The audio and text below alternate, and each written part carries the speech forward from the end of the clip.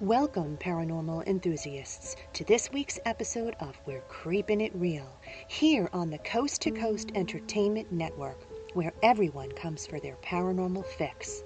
Real people, real stories, in real time. So glad you could join us for some ghostly gab. I'm your host, Eleanor Wagner.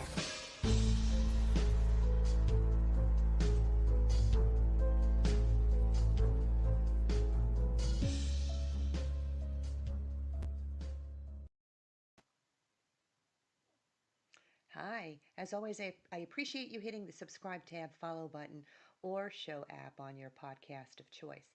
Everybody give a hello shout out to our coast to coast techie, Chris Mabry. He'll be working hard tonight to help us run smoothly. Got some great news. Coast to Coast Entertainment Network is now on Amazon. That's right. If you, as a listener, have this wonderful app, you can watch all Coast to Coast live programming directly from the app, and you can even go back and watch previous episodes. If you don't already have the app, I suggest you go and get it. But wait until after tonight's show because you don't want to miss what I have in store for you. I'm so excited to introduce today's guest. She's a part of an all woman paranormal team that has had the pleasure of traveling to some of the most haunted locations around the country. Please join me in welcoming Soul Sisters, Chris Sumner. Hey, Eleanor, how are you? Welcome.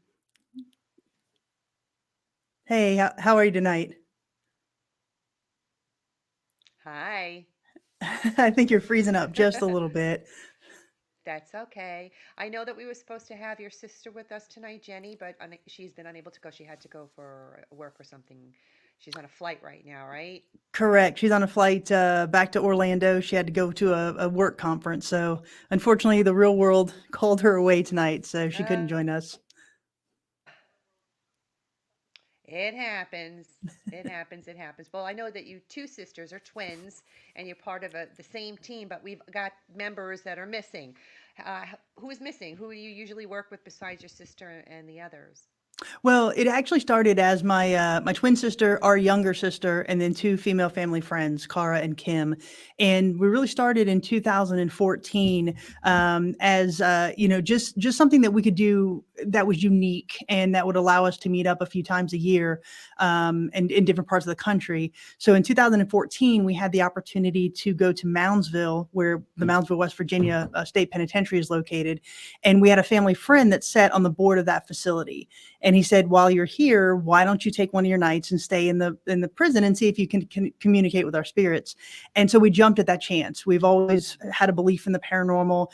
So we just took some night vision video cameras and a couple voice recorders. It was a very rudimentary investigation, and just fell in love with the entire experience, the history of the building that we were in, as well as the paranormal evidence that we felt that we captured.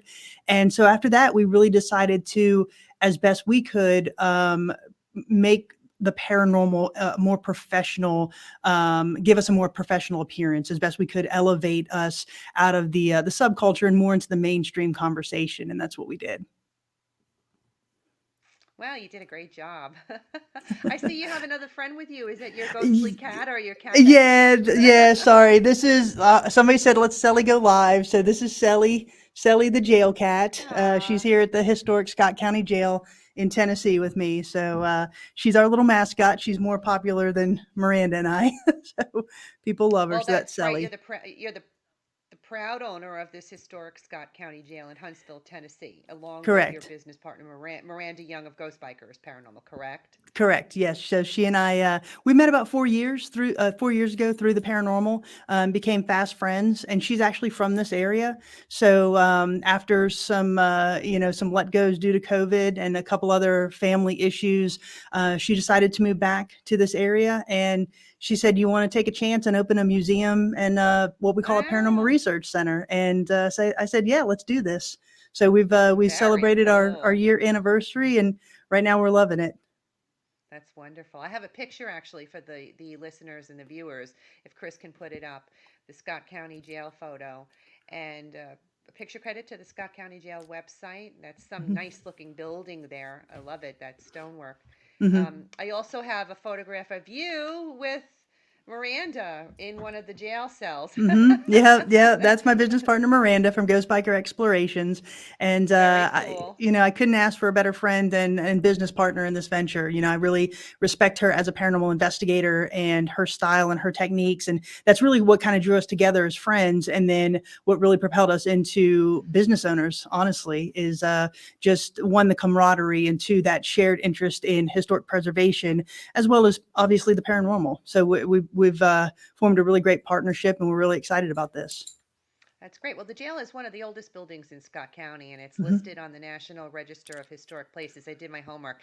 Built in 1904 using large sandstone blocks from the local area, the facility was built to house around 50 inmates. It was in use for much of its century long history before closing its doors to inmates in 2008.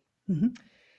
So today, History Highways and Haunts LLC, that's what you go as, Mhm. operates this historical museum which features true crime and law enforcement memorabilia inside the jail with tours that include general history tours, flashlight tours, ghost hunts, and public and private paranormal tours in after dark hours. When I go to Tennessee, I'm definitely going to come and visit. I hope so.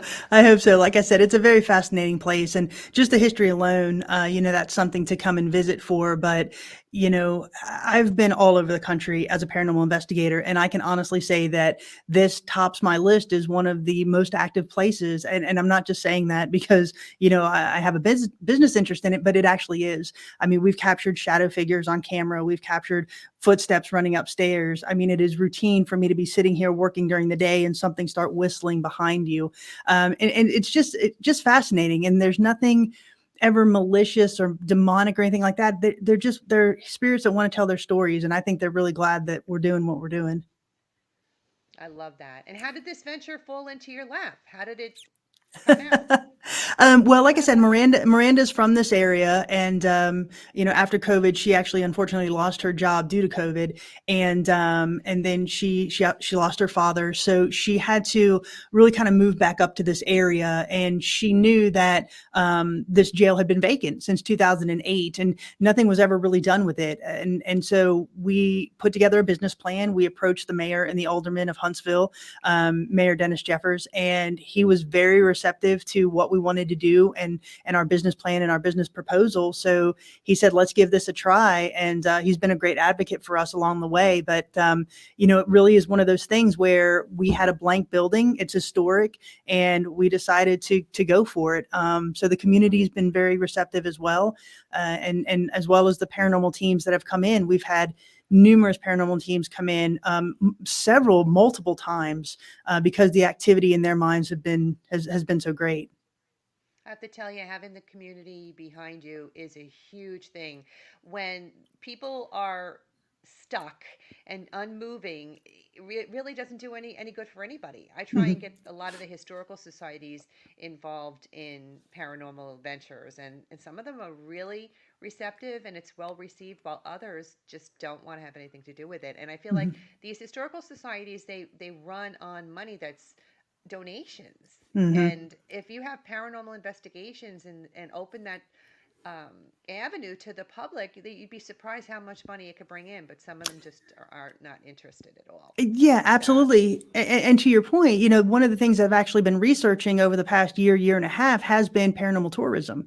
And the business owners that I've spoke to that offer paranormal tours, many of them said that paranormal investigators allowed them to keep the lights on during COVID because Yeah. we naturally social distance.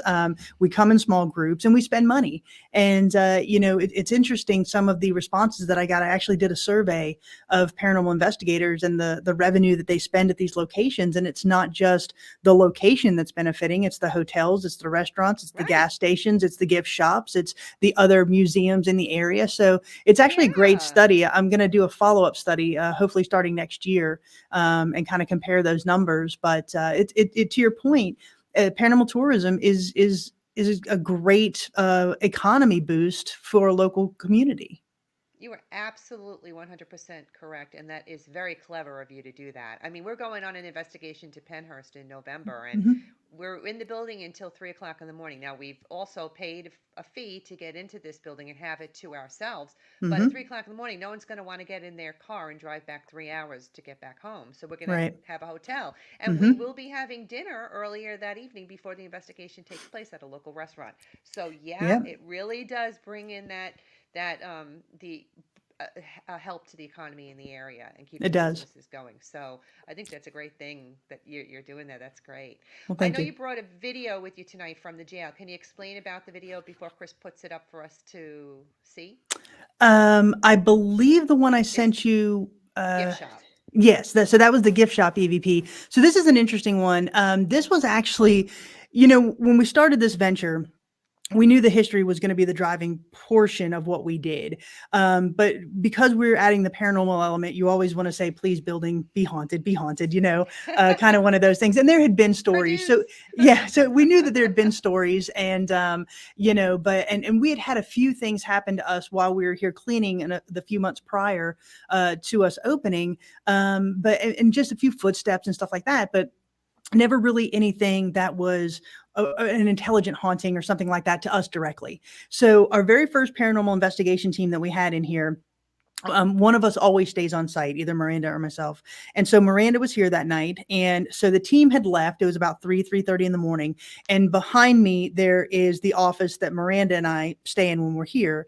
So she was walking across the foyer into this room to put away some paperwork, and she heard a man humming.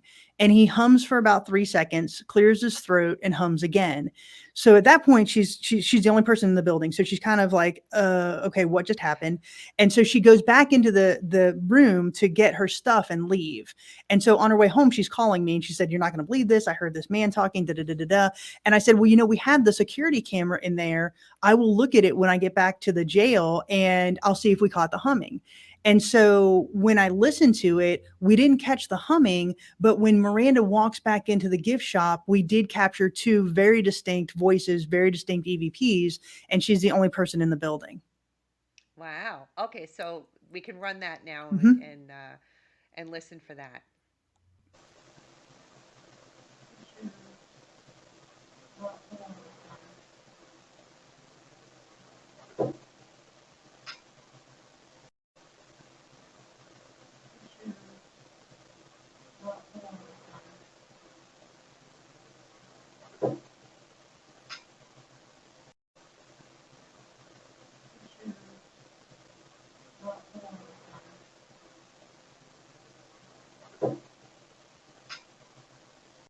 Is great. Hmm. Oh my God, I Yeah. love it. it- It's almost like he caught himself after the fact. He hummed and he was too loud, and he was like, "Oh God, there she is. We can't be that loud next time." That's great. I love Yeah, and it's it. interesting that to us it's two distinct voices, and the first one actually sounds like, or the first one sounds like a man, the second one sounds like a woman. Like he's like, there she is, and she's saying, "Not so loud next time. Like don't hum so loud next time."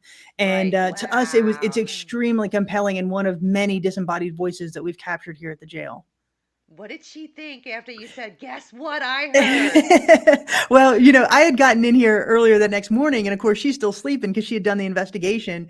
And I called her, and I'm like, "You are not going to believe this." I said, "Unfortunately, we didn't catch the humming, but wait till you hear what we caught." And I Wow. mean, we share that on our ghost hunts and our flashlight tours and stuff as part of the stuff that we found, and people are always blown away by it. Especially to know that she's the only person in the building. She's a female. She's obviously not, throwing her voice in two different accents. And so again, just a very compelling piece of evidence, and we love it. Yeah, yeah. Oh, I love it too. It was great. Thanks for Hmm. sharing. Sure, sure. So you went to the Lizzie Borden house. Was it Hmm. the Lizzie Borden house where the murders took place, or the Lizzie Borden house that she bought and moved in with her sister after the murders in that upscale part of town? So that was Maplecroft, but no, we went to the actual murder house. Okay.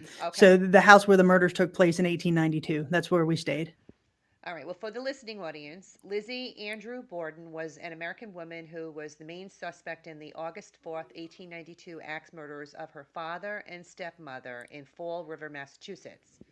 Borden was tried and acquitted of the murders. The Lizzie Borden house picture credit to the Lizzie Borden House website. You can put that back up there. It is.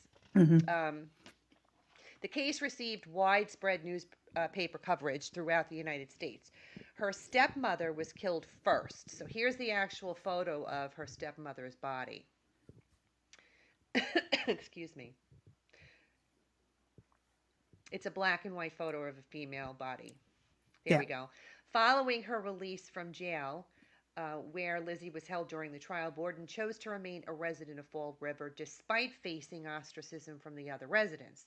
The Commonwealth of Massachusetts elected to not to charge anyone else with the murder of Andrew and Abby Borden. She spent the remainder of her life in Fall River before dying of pneumonia, aged 66, just days before the death of her sister Emma. Now, the next photo, this is the actual picture of the body of her father, which is kind of cool to see these photographs that they actually have them.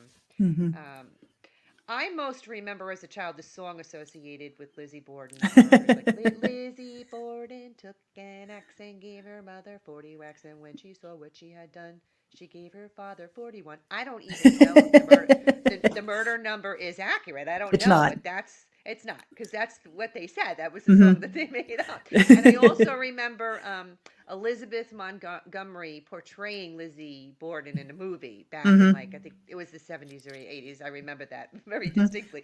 Tell me about your investigation here. You brought some video footage too, so why don't you tell us what happened on your investigation and the Lizzie Borden EVP? Yeah, sure, absolutely. So to us, this is obviously a place that we were very interested to get into and investigate, and we had the entire property to ourselves for the night. And Miranda from Ghost Biker actually joined us on this investigation. So there were five females: myself, my twin sister Jenny, Cara, Michelle, and Miranda. And so the very first thing that we do when we go to an investigation is we always turn on our voice recorders. Even if we're, schlepping in luggage and equipment, we've got those voice recorders running, and we leave them in different parts of the house. So the very first thing that we actually captured that night was Jenny and Michelle were in the parlor just talking, and Jenny was standing in that room where Andrew Borden was killed, and so they were just talking just about the day, and on the voice recorder that we had left in that room, we captured a man saying, "I'm standing right here next to you."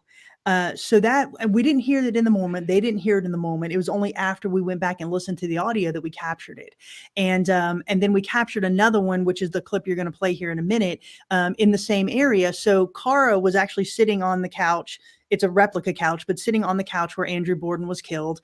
And Jenny and Cara were just talking about the differences between the Villisca Axe murder house, which we had investigated prior, and the Lizzie Borden house.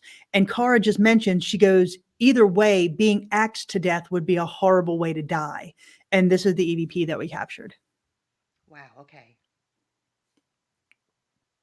Lizzie Borden EVP.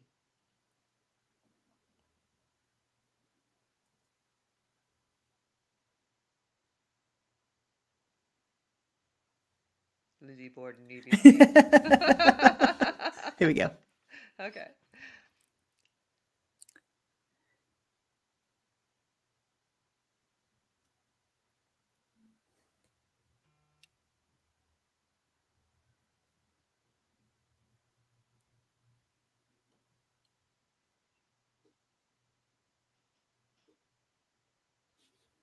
So yeah, hopefully it'll play here because it's a very compelling piece of evidence. Mm.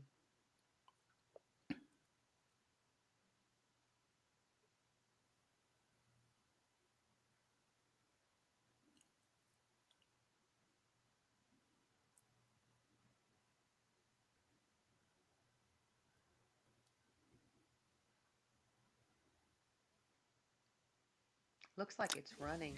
Yeah. So while we're waiting on that to play, so we captured this EVP that we're going to play. We captured children's voices upstairs, which again are very compelling because there are no children in the house. So the fact that we're capturing children's voices on the voice recorder was to us pretty remarkable. And then there was one point where we were all upstairs in the upstairs bedroom where the maid Bridget Sullivan stayed, and all five of us were in this room. The door was shut, and Miranda had a K2 meter, and she was putting it down on the ground, and she says, "I'm going to put this down for you to play with." And a man voice right outside the door said, "Ignore them." And Jenny was Mm. standing by the door and she opened the door. Obviously, there's nobody else in the hallway because we're the only people in the house, but we all heard it inside that room and we were able to capture it on all the voice recorders that we had running in that upstairs area. So to us, the Lizzie Borden house was just a great place to investigate, captured some very compelling things there. And just the history alone, as we spoke about before, the historical significance of these places to me is almost as compelling as the paranormal evidence that we're able to capture. I imagine that these spirits can become very frustrated. As you said earlier, he had said, I'm standing right here, but you didn't hear it until later when you listened back to the audio. So I Hmm. imagine it can be very frustrating for them when they're trying to say, I'm here, I'm here. And Hmm. if we're just paranormal investigators, they're not mediums and have that sensitivity and that auditory ability, it must be extremely frustrating. And I wonder if that's why he said ignore them to the children, because almost like ignore them, it's not going to get us anywhere anyway, kind of thing. And yeah, and that's a great possibility. That's a great theory. To your point, there we've captured several EVPs in different locations that we don't hear in the moment, but when you go back and actually hear them, it's almost heartbreaking, right? Because they are trying to make that connection. And Yeah, unfortunately, I don't have a psychic ability, and we can just put out there what we captured on the audio recorder. But that's happened several absolutely. times to us. Nor do I. And so when I go on investigation, I try and bring somebody who does, Mhm. because it does help when they can say, this is what's going on. Mhm. Um, and sometimes you actually have the audio equipment that you can listen back to right then and there, which is helpful as well. But Yes, exactly. So, I mean, we use different things like that, like the spirit box and stuff, yeah, that they're that we've great. we've captured some compelling things on for sure. Yeah. Unfortunately, it doesn't look like we're able to pull this up for whatever reason. But is this the one where he says ignore them to the kids? No, so we're going back into the room and into the parlor, and so Cara and Jenny are standing there, and they're talking about the differences between Velisca and Lizzie Borden. And Cara says, "Either way, being axed to death would be a horrible way to die." And we captured a man's voice saying it was. Oh, And okay. yeah, so that to us Mm, extremely compelling because it shows a level of intelligence. It shows that it's sure. listening to the conversation and that he's responding to, yeah, it was a horrible way to die. Yeah. I know that at some point in time, Lizzie's sister moved out of the house that they lived in together and Hmm. they didn't speak to one another ever again. There's Correct. speculation as to whether or not she confessed to the murders to her sister, who was a staunch supporter of her innocence since the murders, which ultimately led to her leaving. What's your take on that? I do think that there was some animosity there. I think being in the house, it makes it clear that it's a lot smaller and disconjointed more so than what you see on a television show. And so for me, for Lizzie to admit that she's in the house, as well as Bridget Sullivan, to know these two murders happened. The first one happened about 90 minutes before the second one, and for them not to hear anything or know anything to me is that doesn't really make any sense. So I do believe that Lizzie had a hand in it for whatever reason. A lot of people speculate that that there was some abuse by Andrew over the children, and they weren't children. Lizzie was 32 when this happened, Mm-hmm. so they weren't kids. But there was some abuse or that she wanted the money. But the greed thing doesn't really hold merit in my mind because to your point, after she was acquitted, yeah, she got the money, but she stayed in Fall River. And she Mm-hmm. died at 67. So we're talking 30 some years where she's living in the Mm-hmm. town where people suspect that she murdered somebody or two people. And I don't think you would do that in my mind if it was just about greed. And then when she passed, she left all of her money to the Animal League of Fall River. So, she was a very much an animal lover. And to me, that just doesn't jive with somebody who is doing this for greed. So I think there was some other reason. I do believe that she did the murders, and it maybe was because the animosity between the two sisters was because of that. But that's just speculation on my part. Too bad we will never know. Oh my Hmm. goodness, that's really quite a story. Hmm. Sheesh. Yeah. You guys paid a visit to the Ma Barker house for an Yes. investigation. And for the listeners, the Bradford Ma Barker House, located in Carney Island Recreation and Conservation Area in Florida, is the home famous for being the location of the longest gun battle in FBI history. The property was purchased by Carson Bradford in 1892, but it wasn't until 1930 when his son built this house on it as a weekend and summer retreat. Picture credit to the Ma Barker House website. It's a pretty unassuming home at best. Carson Bradford never rented his house on Lake Weir when in late 1934 he got a surprisingly generous offer from Mrs. T.C. Kate Blackburn, describing her as a sweet little old lady looking for an out of the way cottage to spend some quality time with her sons. They needed this place to rest and recoup away from the cold northern winter. And it ultimately ended up in this gunfight, right? Hmm. Yeah. The Ma Barker house is one that is very interesting to me for a couple of reasons. One, um, this house sits about 5 miles from where my nana and granddaddy lived and where my dad grew up. So we always grew up hearing the story of this house. Every time we'd go in with Nana to get the mail, we'd pass and, oh, that's where Ma and Fred got killed. And so we knew the story of this house, but it was amazing to me that people in the community did not. And so Huh. a couple of events transpired to allow us to investigate this house. We were the very first team to investigate this location. To your point, the Carson Bradford family, they actually maintained the home. They built it in the late 1900s, and it was a family vacation home. And in the fall of 1934, he did rent it to these two unassuming people. It was Ma Barker, but she went under the alias T.C. Blackburn. And so it wasn't until the January 16th, 1935, that the shootout happened, and that's when everybody knew that they were Ma and Fred Barker, two members of the Barker Carpus gang. This was the most prolific gang in American history. They amassed more money as a gang than all of the other gangs combined at the time. And so Mm. J. Edgar Hoover was actually looking for these guys because they had escalated from bank robbery to kidnapping. So they kidnapped a guy named William Ham, and then they kidnapped a man named Edward Bremer. Bremer just happened to be friends with the president at the time. So when they released Bremer and got the ransom money, J. Edgar Hoover was given the green light to go get these guys. And so Ma and Fred went down to Florida. They rented this house, and they were spending money in Ocala, in Marion County. They never tried to hide the fact that they had money. They never told anybody their names, obviously. So on January 16th, 1935, at about 5:30 in the morning, 12 members of what was called the FBI Flying Squad opened fire on this house, and it was the longest gun battle in FBI history, and it culminated with Ma and Fred being killed in the upstairs bedroom of this house. Now, fast forward to 2016. The family maintained the home as it was in 1935. So you walk in now and there's bullet holes in the wall, there's bullet holes in the furniture, sconces are the same, doors are the same, everything's the same except for the windows. And they decided to sell the house. They decided to sell the land. The new owners did not want the house. They were going to demolish it.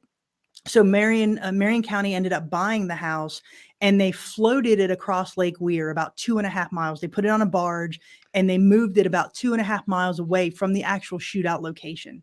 And so when I found this out, Ah, I have interesting. connections in Marion County. So when I found this out, I wanted to be the first person in this house. Again, for two reasons. One, the history, and two, I wanted to see if the spirits followed the house or if the spirits were going to stay with the land. My theory was that they were going to stay with the house because they had no ties to the land. They were nomadic in life. So we went in. The investigation was a two-part investigation, and the first night I wanted to be there on the anniversary of the shootout. So on January 15th, we put in stationary equipment all over this house: voice recorders, night vision video cameras, trigger items, and we locked the doors and we left. Now, we had complete control of this environment because it's on 40 acres. It sits by itself. There is no power to it. There's no water to it. We knew that nobody could access it. So we knew that we had a complete environmental control. And so we left, but I left some pre recorded questions on a voice recorder. So right before we left, I hit play, and those questions ran for about an hour. Even though we weren't in the house was getting questions. So we Neat. left the house. There's questions happening even though we're not there. So we Right. leave, lock the doors, And when we went back and reviewed the audio, we were capturing doors slamming. We were capturing what sounded like a chair being dragged across the floor. At one point, a man's voice said, "Get out." And one of the most compelling things that we captured was at about 5 in the morning, which is when the shootout would have started 83 years prior. We captured two voices. The first one said, "Freddie." The second one said, "Yeah, Ma." And the first one said, "Get ready." And so that was a very cool EVP for us. Wow. Then Yeah. then 2 weeks later, Jenny and I went back and we followed up with that with some handheld equipment and stuff. So we stayed about 6 hours in the house that night. And, one of the most compelling things was our spirit box communication. Now, again, we're on 40 acres in the middle of nowhere. So there's no way a radio station is gonna pick up in this middle of nowhere. And so we were capturing different things that were really germane to the situation. I said, "What happened in this house?" And we captured a response that says, "They murdered us, we the ones dead." I asked, "Can you say the name Blackburn," which is the alias they rented the house under? And the spirit box said Blackburn. So again, those are things that are very compelling to us because it Yeah. indicated an intelligent response. When you have all this stuff going on and all of this stuff is happening, you gotta admit that it's gotta be something that's happening. If Oh, it's just absolutely.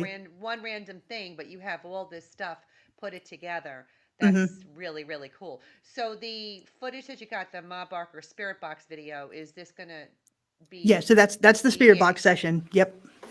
Okay, cool. Chris, you can run that, and hopefully the I storm's not know. interfering or anything. I hope we can hear it. Ma Barker, are you with us?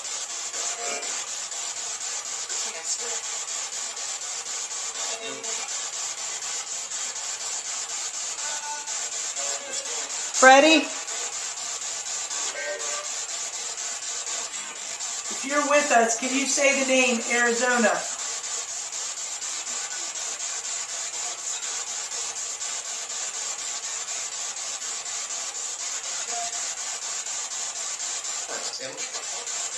Can you say Blackburn?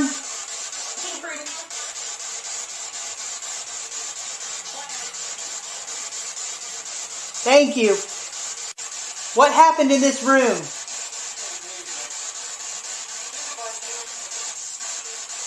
I thought you said we the ones killed. Wow. Mm-hmm. And you could hear the definite female southern twangy kind of voice and the Mm-hmm. male. It's very distinctive. That is crazy cool. Yeah, I absolutely. love And the it. fact and the fact that it's saying Fred when his name was Freddie, and then the Fred said that was Kate, and one of her, yeah, she was born Arizona Donnie Kate Clark, and so Kate was one of her names, and so that was very interesting. And when I say, "Can you say the name Blackburn?" The chances of a radio station saying Blackburn at the exact same moment I'm saying Blackburn is astronomical, right? The odds Yes. of that are astronomical.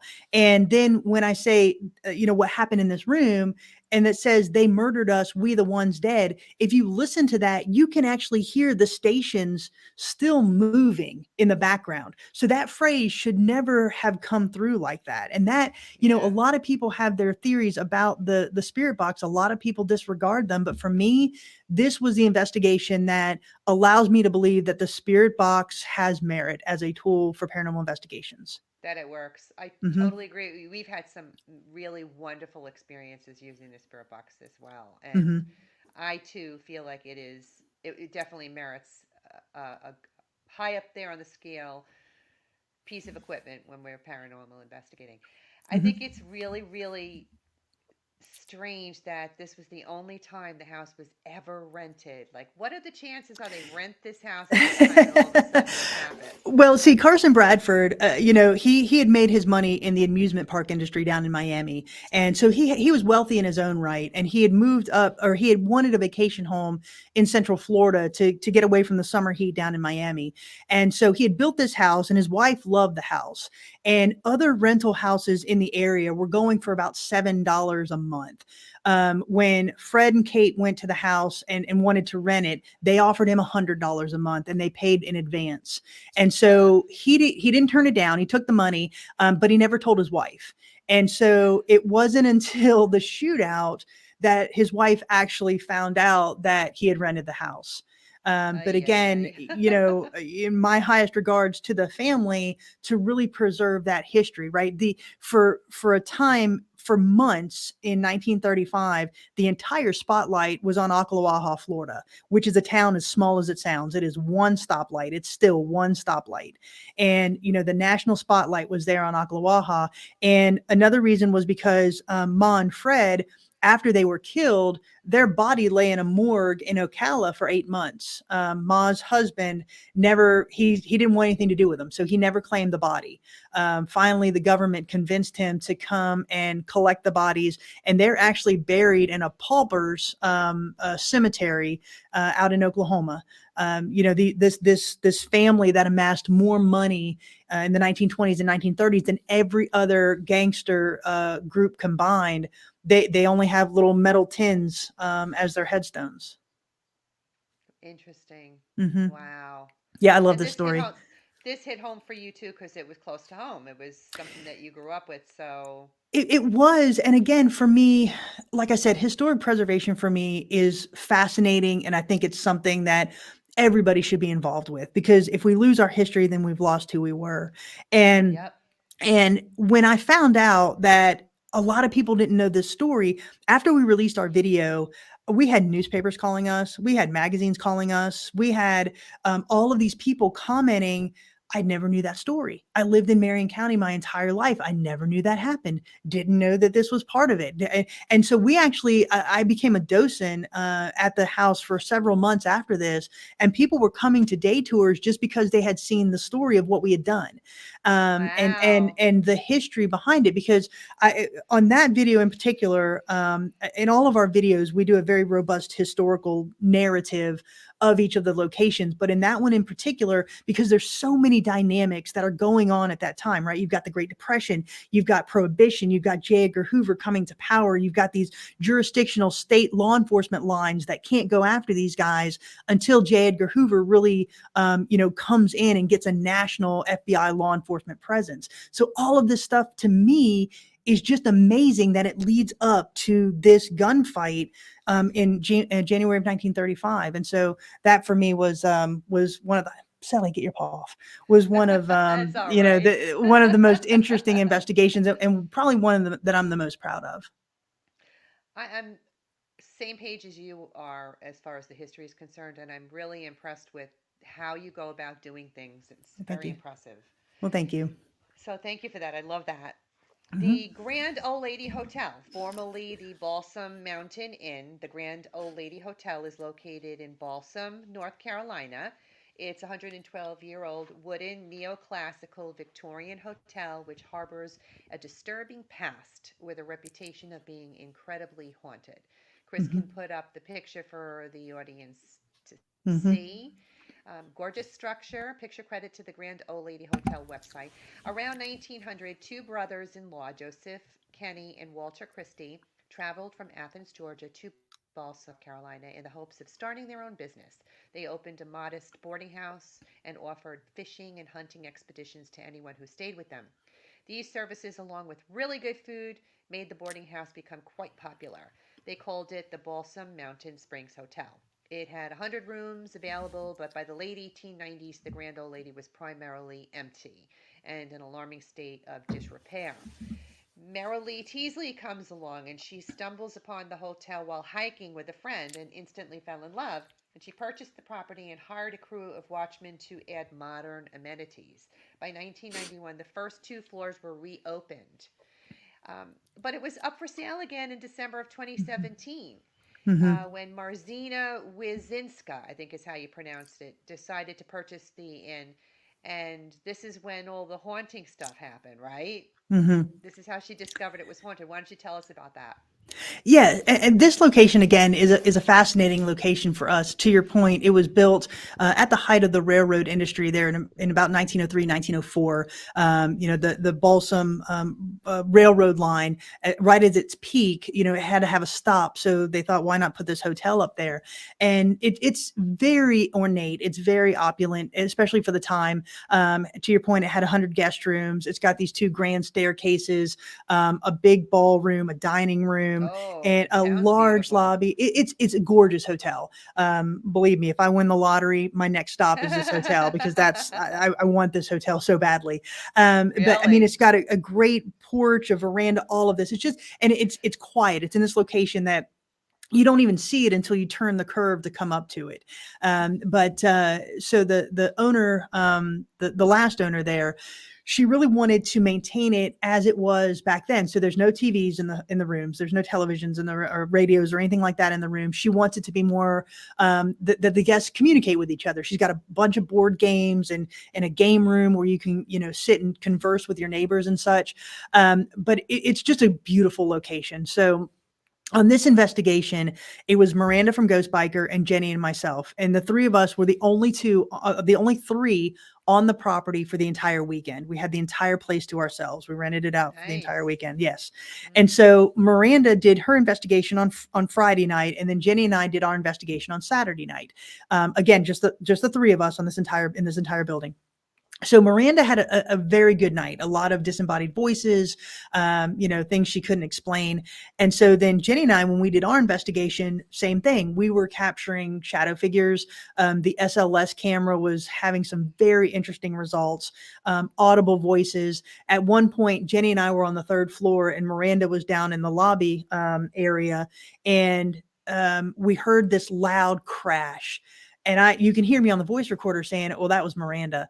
And so then we came back down and I said, what did you do to cause that crash? She said, I thought that was you guys. And so we went to the second floor and we found a table had been overturned. It was just sitting upside down. So we figured out that that's where the noise had come from, which was very interesting. At one point during the night, we were in the kitchen. It's 2:30 in the morning, and we are just trying to communicate with the spirit that's supposed to be inhabiting that kitchen. And I said, if you're here, please give us a sign of your presence. And we captured an EVP, and right after that, the coffee pot turns on, and we get this on camera.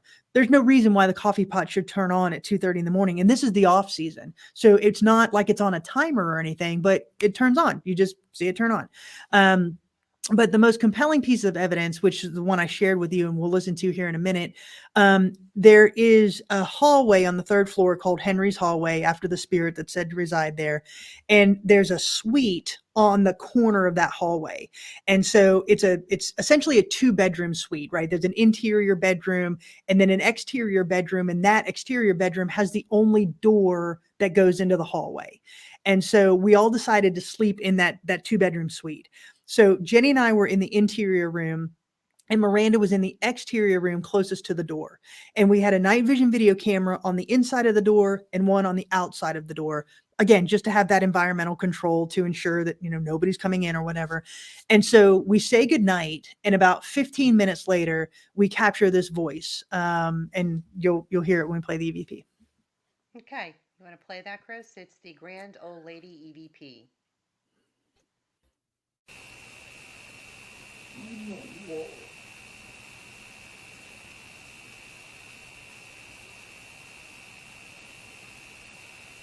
Did y'all hear that? Yep. What did that sound like? Sounds like a man's voice. That's what I thought.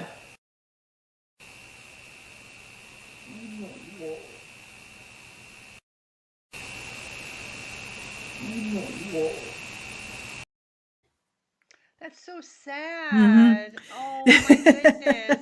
And then not to know who he is. That's so Mm-hmm. sad. Yeah, and there's so many different claims in this building. Just because what it's been used for throughout the years. A hotel. There was a clinic at one point. There was a sheriff that was killed right down the road, and his body was brought in, and they attempted to revive him in the hotel, but he actually ended up perishing in the hotel. So there's a lot of different stories related to the building itself. And what's interesting about this EVP is we had just talked about, when do we want to set the alarm to get up? What time do we have to leave to get on the road? You want to grab breakfast after this, or when we wake up? What we were talking about our itinerary for when we're going to pack up and leave in the morning, and to have that voice say, "Please don't go," right after that, to us it was just fascinating. One of those things that we can't explain, Oh, but we all heard that in the moment. That's how loud that was. And and it again, breaks my just heart. It I really know, makes me feel yeah, so I know, sad. It I really know. does. It really, really does. Hmm. May I ask, what was your reason for having separate investigations? Like you said, Miranda did it one night and you guys did it the other night. Well, the way we set up our episodes for our web series, Miranda just does her investigation, and then just we did ours. We were all in the building, but the way we kind of structured it, we wanted to highlight Miranda and her investigation skills on Friday night, and then Jenny and I our investigation skills on the Saturday night.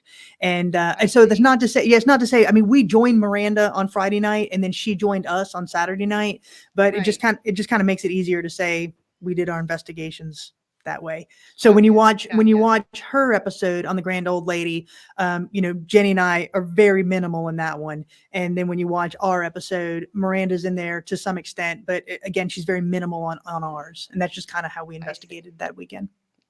I understand. Um, no idea who he was. That's the sad part. No way of knowing. Um, is it true that the Grand Old Hotel is closed for good now? That it's permanently That's my closed? understanding. That's my understanding. The God bless Sorry. her. Yeah, God bless her. The woman who bought it, she was from Europe somewhere, some European country. It escaped me right now. She has a hotel experience. She owns some other hotels over in Europe. The problem with this is it's extremely remote, and unless you're going there, you're not going to go there. It's in the mountains of North Carolina. When I say there's nothing else around, there's nothing else around. And so I think that was really the problem with it. I think now where we've come off the COVID, quarantine and all of that, and people are getting more into heritage tourism and experience tourism, I think it could have a better shot at survival, but it's tough. It's a very tough location to be in. It's between really Franklin, North Carolina, and Asheville, North Carolina, really in the middle of nowhere. She should really start maybe promoting the paranormal side of things.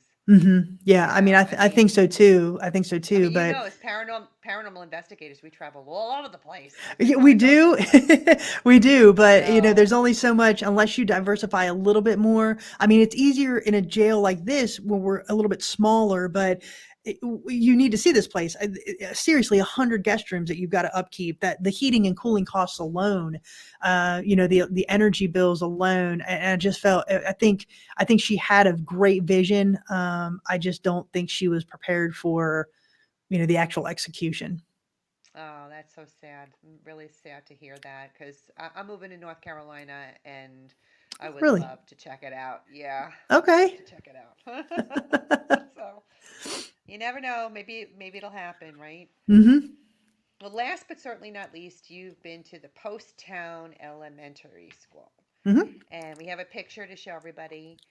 Is this the same school that sits beside the train track that had the wreck at some point, right? Correct. Yes. Yeah. And I have a picture for Chris to put up of the school itself, but then I also found online pictures of the train wrecks because there Mm-hmm. wasn't just one, there There was was a few. yeah, there were several. The biggest one was in 1891, and then the first one really was in 1891. This one was in 1910, actually, July 4th of 1910. Located in Middletown, Ohio, the school opened in 1937 and functioned all the way to 87. Picture credit to the elementary website. You brought a piece of footage with you about Mm-hmm. that investigation. I know that there is a creepy room in the building that's dedicated to dolls, Mm-hmm.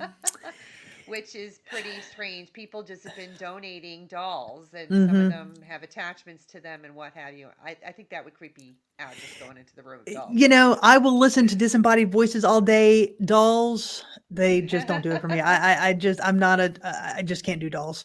I'm fine with clowns or anything like that, but dolls, it's just like, no, that's where my creep factor comes in. Yeah, see?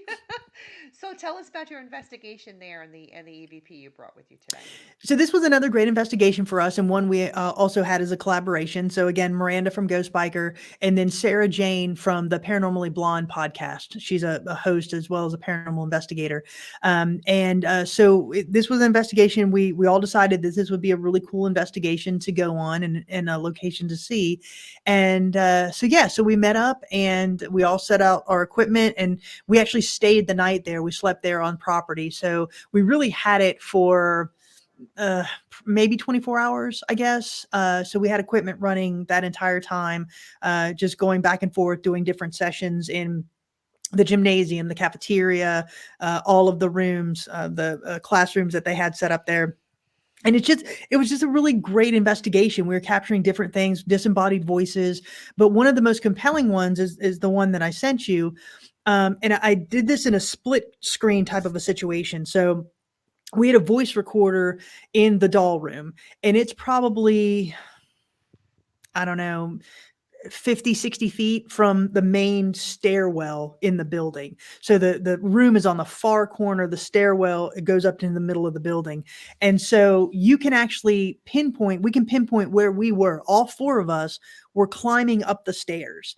And I mean, we were not quiet when we do this. And so you can hear us climbing up the stairs. And as we're climbing up the stairs, Sarah Jane she said something to the effect of, don't jump out and scare me, or something like that, some type of comment like that. And as she's saying that, there's an EVP that's captured in the doll room, and it's verified that it's not one of us because all four of us are on the stairwell. Okay. Gotcha. And we also have a picture of the doll room, Mm-hmm. a part of the doll room. If Chris wants to show the audience kind of what the doll room looks like in the daylight. Now, Mm-hmm. this is just one part. It's in a classroom, an actual classroom, and they just have the dolls all over the place, right? Correct. Yeah. So if you're looking here, now to the left would be the wall, the exterior wall of the building, and then if you look to the right where that bifold door is, there's another room that has more dolls. So our voice recorder was actually sitting right around where you see that yellow dollhouse there on the right hand side. It was sitting Uh on it. huh. We pulled a table out, and it was sitting right around in that area, right in front of that yellow little dollhouse thing on the right. Okay. All right. You want to run that EVP, the post town EVP, Chris, please?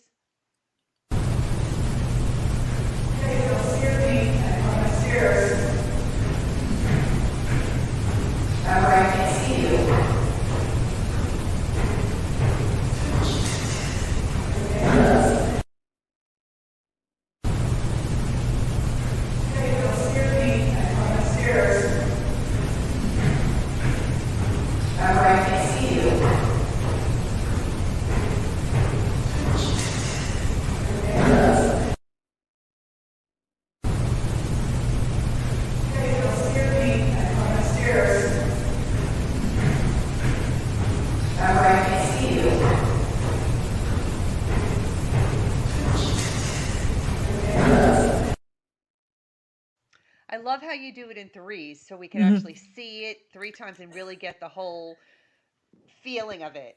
And Mhm. it definitely it sounded like a creepy female voice. Yeah, It's like, just to me, like a and I'm sorry to interrupt. To me, it almost no, that's sounded okay. like this teenager's like, "Who'd she come with?"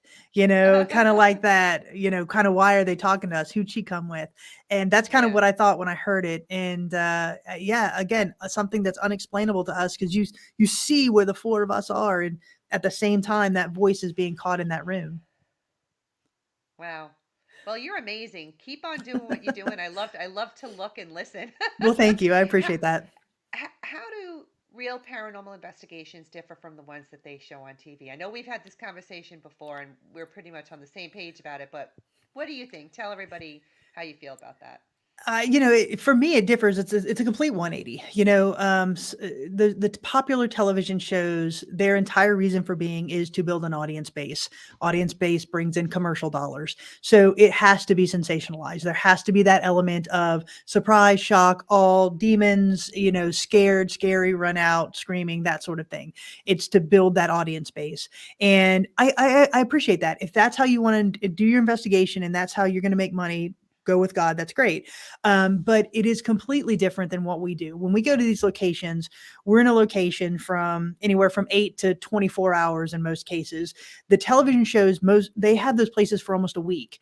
When we investigated Fort Mifflin in Philadelphia, we were a few weeks after TAPS had investigated.